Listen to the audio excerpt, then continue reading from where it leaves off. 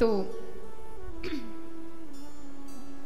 जीवन में भक्ति के साथ ज्ञान का होना बहुत आवश्यक है। कहते हैं जब तक किसी चीज के विषय में आपको पता नहीं चलेगा ना, आपको साधारण लगेगा। जैसे आप अभी रास्ते में आ रहे हैं, अचानक से आपको अंगूठी दिखे सुंदर सी चमकती हुई, और आपको उसके मूल्य के बारे में नहीं पता, आपको ये भी आइडिया नहीं है, ये भी एक पता नहीं कि ये सोने की है, चांदी की है, नकली है, तो क्या होगा? आप उठाएंगे उस चमकदार अंगूठी को, देख के कहेंगे बड़ी सुंदर डिजाइन की होगी, कोई 20-25 रुपया की, तुरंत अपनी जेब में डाल लेंगे, क्योंकि आपको उसका महत्व नहीं पता। तो अभी आपने वो अंगूठी देखी, सुंदर थी, लेकिन उससे अभी प्रेम नहीं हुआ, बस आपने उसकी सुंदरता को देख के रख लिया है जेब में।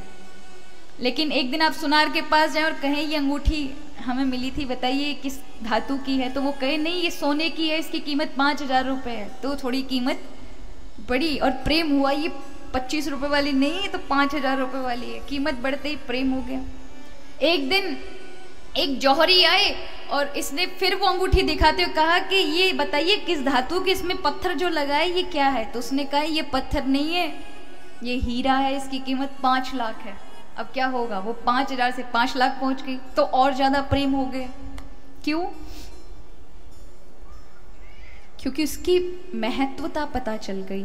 ज्ञान होने से क्या होता है? महत्व का पता चलता है।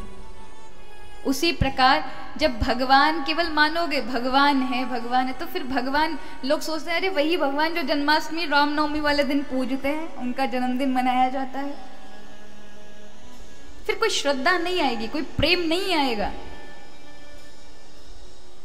लेकिन जब इन शास्त्रों के द्वारा, जैसे उन जौहरियों के द्वारा उस अंगूठी के विषय में पता चला, उसी प्रकार शास्त्रों के द्वारा भगवत चीजों के विषय में पता चलता है, जिसको आप पकड़ कर बैठ रहे हैं, ये कोई साधारण नहीं है। क्या है? बहुत विशेष है, बड़ी कीमती कीमती चीज है। एक बार आ जाए तो निहाल कर देती है, जीवन बदल कर रख देती है, तो फिर भगवान से प्रेम होने लगता है।